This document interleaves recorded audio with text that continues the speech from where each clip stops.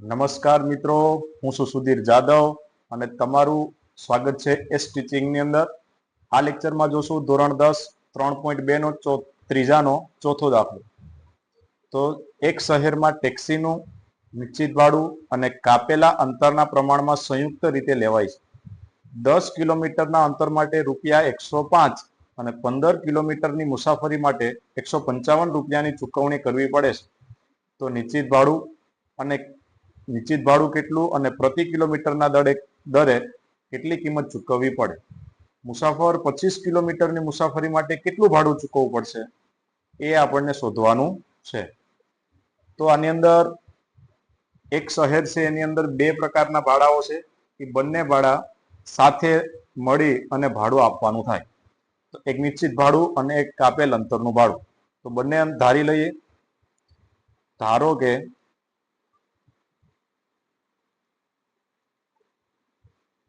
નિશ્ચિત ભાડું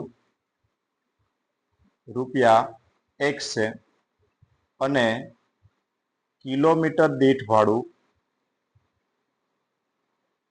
રૂપિયા y છે. બરાબર. હવે શું કીધું? 10 કિલોમીટરના અંતર માટે 105 રૂપિયા છે. તો 10 કિલોમીટરના અંતર માટે 105 રૂપિયા આપણને ચૂકવવા પડે. બરાબર, 105 રૂપિયા છે. તો જો મિત્રો, 10 કિલોમીટર માટે 105 છે. બરાબર. 1 કિલોમીટરના રૂપિયા કેટલા છે? y રૂપિયા. તો 10 કિલોમીટરના રૂપિયા કેટલા થાય? 10y. બરાબર. આ બંને થઈ અને 105 રૂપિયા થાય. પણ મિત્રો, આ છે કિલોમીટર દીઠ ભાડું. નિશ્ચિત ભાડું હજી બાકી છે, એ એડ કરવું પડે. એટલે x + 10y બરાબર 105. હજી મિત્રો તમને ક્લિયર કરી આપું કે નિશ્ચિત ભાડું એટલે શું. કોઈ સિટીની અંદર ટેક્સીમાં જવા માટે તમારે નજીક જવું હોય કે દૂર જવું હોય, એના માટે એક ફિક્સ ભાવ હોય કે 5 રૂપિયા. એક્ઝામ્પલ તરીકે હોય તો નજીક જવું હોય તો પણ 5 રૂપિયા આપવા પડે અને દૂર જવું હોય તો પણ 5 રૂપિયા જ આપવા પડે. અને વધારાનું ભાડું શું? તો કે જેટલા તમે કિલોમીટર નજીક જાઓ તો ઓછા અને દૂર જાઓ તો વધુ રૂપિયા. એ છે કાપેલ અંતરનું ભાડું. એની સાથે નિશ્ચિત ભાડું તો ફિક્સ કરેલું હોય, આપવું જ પડશે. એવી જ રીતે બીજી શરત પણ આપેલી છે આપણને. 15 કિલોમીટરની મુસાફરી માટે 155 રૂપિયા. તો 15 કિલોમીટર માટે 15 કિલોમીટર મુસાફરીના અંતર માટે 100 કેટલા રૂપિયા છે મિત્રો? અહીં 155 રૂપિયા ચૂકવવા પડશે. તો 155 રૂપિયા છે. તો જો મિત્રો, આની અંદર પણ એક ફિક્સ ભાડું તો આપવું જ પડશે. અને 15 કિલોમીટર છે એટલે 15 કિલોમીટરના રૂપિયા 15y. આ બંને થઈને 155 રૂપિયા ભાડું આપવું પડે. તો આ થઈ ગયું આપણનું સમીકરણ નંબર 2 અને આ હતું સમીકરણ 1. તો x + 15y બરાબર 155. સમીકરણ 1 માંથી સમીકરણ 1 પરથી સમીકરણ 1 છે x + 10y બરાબર 105. x ને કરતા બનાવીએ તો y સામે જ હશે. તો x બરાબર 105 - 10y. આ થઈ ગયું આપણનું સમીકરણ નંબર 3. સમીકરણ 3 ની કિંમત સમીકરણ 2 માં મૂકીએ તો સમીકરણ 3 ની કિંમત સમીકરણ 2 માં મૂકતા ચલો, સમીકરણ 2 શું છે? x + 15y બરાબર 155. તો x ની જગ્યાએ આવશે 105 - 10y પ્લસ 15y બરાબર 155. 105 એમનેમ રહેશે. 10 - 15 એટલે +5y બરાબર 155. 105 ને આ બાજુ આવશે એટલે આ સાઈડ રહેશે 5y બરાબર 155 - 105. 5y 155 માંથી 105 જશે એટલે 50 રહેશે. y = 50/5. 5 10 50. તો y = 10. તો y ની કિંમત આપણને મળી છે 10 રૂપિયા. એટલે કે y એટલે શું હતું? કિલોમીટર દીઠ. 1 કિલોમીટરનું ભાડું આપણને મળેલું છે 10 રૂપિયા. એવી જ રીતે હવે y ની કિંમત આપણે શેમાં મૂકશું? સમીકરણ નંબર 3 માં. તો અહીં લખીએ y ની કિંમત સમીકરણ 3 માં મૂકતા સમીકરણ 3 શું હતું મિત્રો? x બરાબર 105 માઇનસ 10y. તો અહીં લખશું x બરાબર 105 માઇનસ 10y. x એમનેમ, 105 એમનેમ, 10 એમનેમ અને y ની જગ્યાએ આપણે મૂકીશું 10.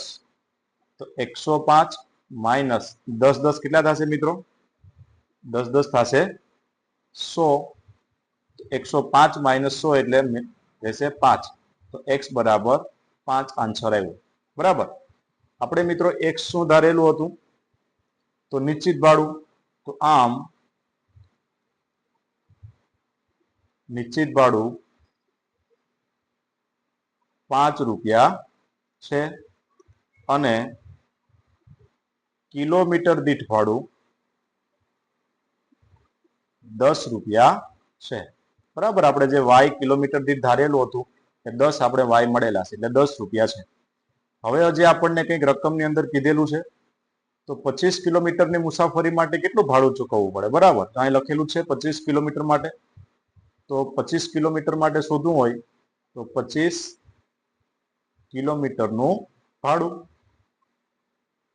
હવે 25 કિલોમીટરના પેલા તો ફિક્સ ભાડું દેવું પડશે 1 રૂપિયા અને 25 કિલોમીટર માટે 25y.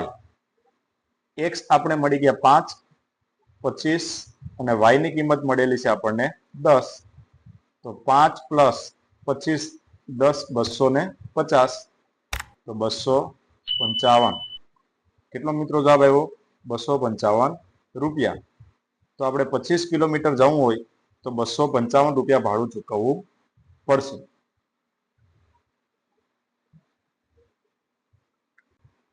દાખલા નંબર 5. એક અપૂર્ણાંકના અંશ અને છેદ બંનેમાં 2 ઉમેરતા તે 9/11 બને છે. જો અપૂર્ણાંકના અંશ અને છેદ બંનેમાં 3 ઉમેરતા તે 5/6 બને છે. તો અહીંયા 2 શબ્દ આપેલા છે, અંશ અને છેદ. તો અંશ અને છેદને ધારી લઈએ. ધારો કે અંશ x છે અને છેદ y છે. જે ઉપર હોય ને અંશ કહેવાય ને નીચે હોય ને કહેવાય છેદ. બરાબર. તો અપૂર્ણાંક શું બને અહીંયા? અપૂર્ણાંક x ના છેદમાં y. ઉપર હોય ને અંશ કહેવાય, નીચે હોય ને કહેવાય છેદ. હવે શું કીધું? અંશ અને છેદ બંનેમાં 2 ઉમેરતા તે 9/11 બને. તો અંશ અને છેદ બંનેમાં 2 ઉમેરતા 9/11 બને. તો અંશ એટલે x અને છેદ એટલે y. બંનેની અંદર 2 ઉમેરવાના છે એટલે બંનેમાં +2 કરી આપું અને એનો જવાબ આવશે 9/11. ચોકડી ગુણાકાર કરીએ. 11 x + 2 બરાબર 9 y + 2. 11x + 11 2 22. 9y + 9 2 18. 11x એમનેમ, 9y આ બાજુ આવશે તો -9y. 18 એમનેમ, 22 સામે જશે તો -22. તો 11x - 9y બરાબર -4. આ થઈ ગયું સમીકરણ નંબર 1. એવી રીતે અંશ અને છેદ બંનેમાં 3 ઉમેરતા 5/6 બને. બરાબર. તો અંશ અને છેદ બંનેમાં કેટલા ઉમેરીશું? 3. 3 ઉમેરતા 5/6 બને. તો અંશ ઉપર અને છેદ નીચે બંનેમાં 3 ઉમેરીશું. +3 +3. તો આ બનશે 5/6. ચોકડી ગુણાકાર કરીએ.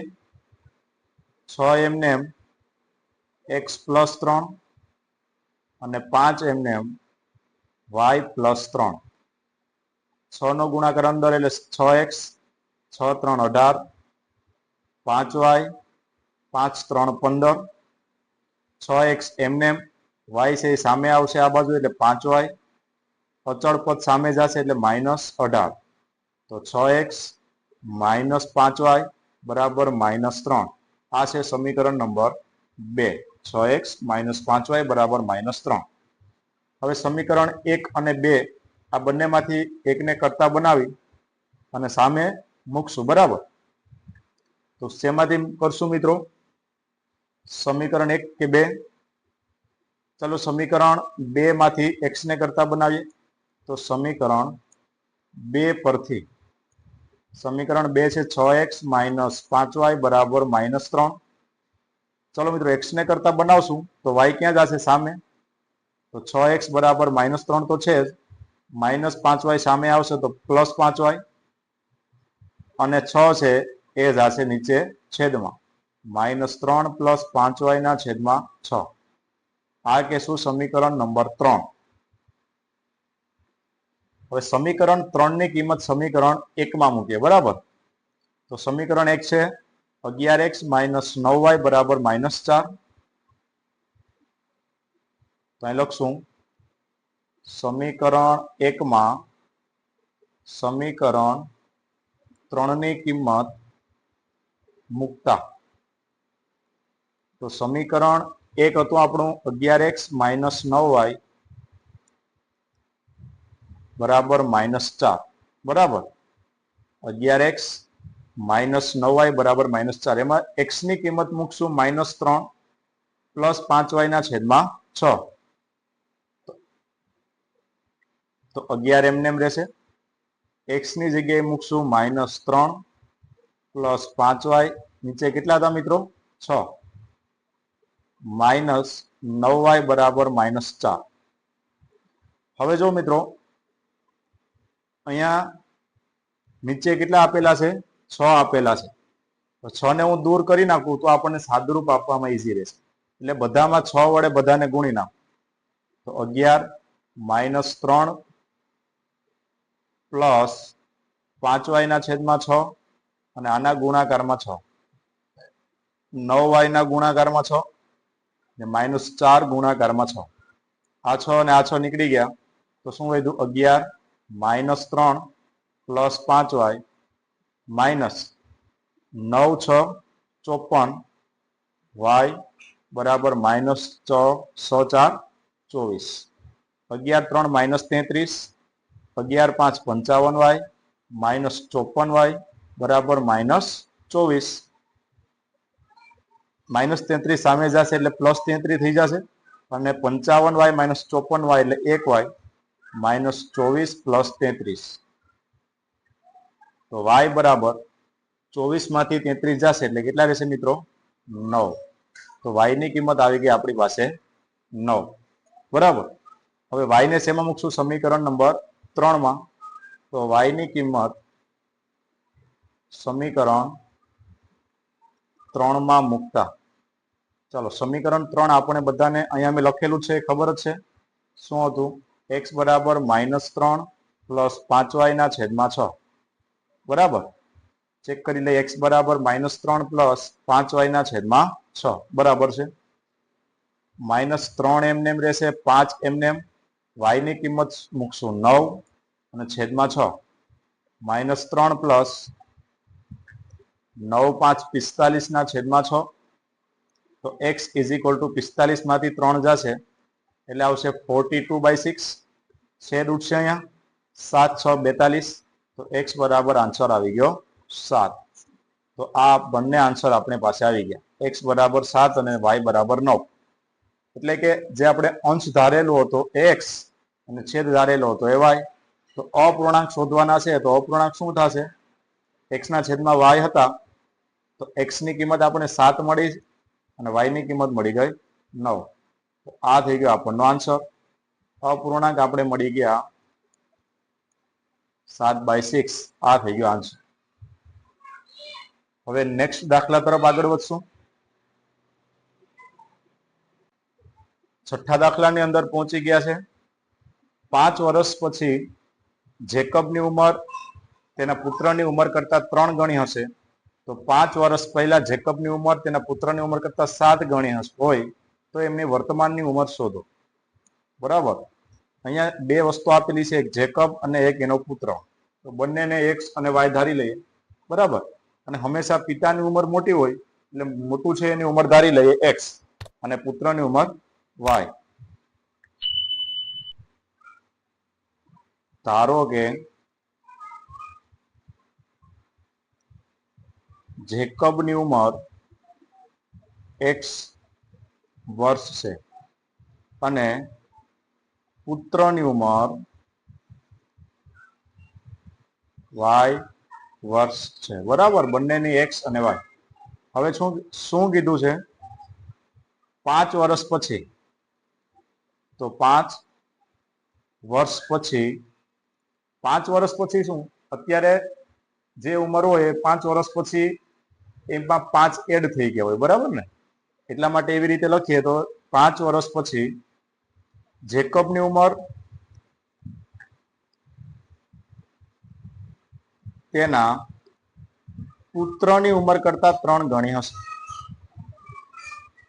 પુત્રની ઉંમર કરતા 3 ગણી હશે. તો પેલા તો જેકબની ઉંમર એક્સ છે અને એના પુત્રની ઉંમર વાય છે. 5 વર્ષ પછી હોય એટલે બંને 5 વર્ષ મોટા થાય એટલે બંનેમાં 5 એડ થઈ. હવે કોની છે? જેકબની ઉંમર એના પુત્રની ઉંમર કરતા 3 ગણી છે. તો 3 ક્યાં ઉમેરીશું? જેની ઉંમર 3 હોય એની ઓપોઝિટ સાઈડ એટલે કે એની સામેની બાજુ ઉમેરું છું. તો 3 આવશે અહીંયા. તો સાદુરૂપ આપીએ તો x + 5 બરાબર 3y + 3 5 15. x એમને -3y આ બાજુ 15 5 આ બાજુ આવશે તો -5 x - 3y બરાબર આવશે 10. 15 માંથી 5 જશે એટલે 10. તો આ થઈ ગયું સમીકરણ નંબર 1. એવી જ રીતે શું કરશું? બીજી શરત આપેલી છે 5 વર્ષ પહેલા. 5 વર્ષ પહેલા શું છે? જેકબની ઉંમર તેના પુત્ર કરતા કેટલા ગણી હતી? 7 ગણી. 7 ગણી હોય તો બંનેની ઉંમર એકની x છે અને બીજાની છે y. તો કેટલા વર્ષ પહેલા? 5 વર્ષ. તો બંનેમાંથી 5 માઇનસ કરવા પડશે. અને એના પિતાની 7 ગણી હોય તો 7 ક્યાં આવશે? y ની અહીંયા. બરાબર. તો x - 5 બરાબર 7y - 7 5 35. y સામે જશે એટલે x - 7y -35 પ્લસ આ બાજુ 5 આવશે એટલે -5 આવશે એટલે +5 થઈ જશે. બરાબર. x - 7y બરાબર માઇનસ કેટલા આવશે? 30. તો આ થઈ ગયું આપણનું સમીકરણ નંબર 2. બંને સમીકરણ મળી ગયા. હવે કશું નથી કરવાનું, માત્ર ને માત્ર આદેશની રીતે એનો ઉકેલ x અને y મેળવી લેવાનો છે. એક છે x - 3y બરાબર 10. હું અહીંયા વ્યવસ્થિત લખું છું પાછું. x - 3y બરાબર 10. આ છે આપણું સમીકરણ 1. હું અહીં એટલા માટે લખું કે વારંવાર આપણે જોવું પડે નહીં. અને બીજું સમીકરણ છે x - 7y બરાબર -30. x - 7y બરાબર -30. આ છે સમીકરણ નંબર 2. સમીકરણ 1 માં x ને કરતા બનાવીશું. તો સમીકરણ 1 પરથી x - 3y બરાબર 10. 3y સામે જશે એટલે x બરાબર 10 + 3y. આ થઈ ગયું સમીકરણ 3. સમીકરણ 3 ને સમીકરણ 2 માં મૂકીએ તો સમીકરણ 3 ને સમીકરણ 2 માં મૂકતા સમીકરણ 2 છે x - 7y બરાબર -30. x ની જગ્યાએ આવશે 10 + 3y -7y બરાબર -30. 10 એમને 3 માંથી 7y જશે એટલે -4y બરાબર -30.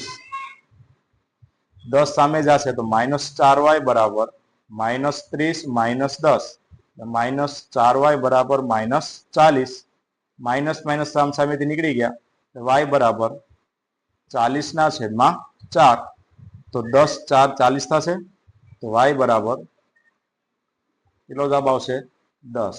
તો y આવી ગયો 10, એટલે કે y એટલે એના પુત્રની ઉંમર આવી ગઈ 10 વર્ષ. y ને મૂકીએ સમીકરણ 3 ની અંદર. y ની કિંમત સમીકરણ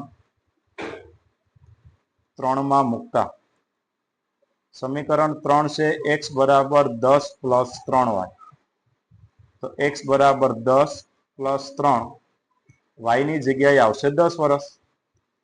તો 10 પ્લસ 10 3 થશે 30, તો x બરાબર 10 ને 30 40.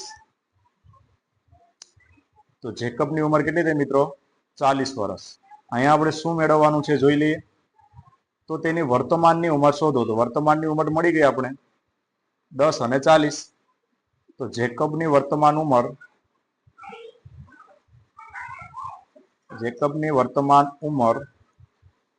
40 વર્ષ છે અને તેના પુત્રની વર્તમાન ઉંમર 10 વર્ષ છે.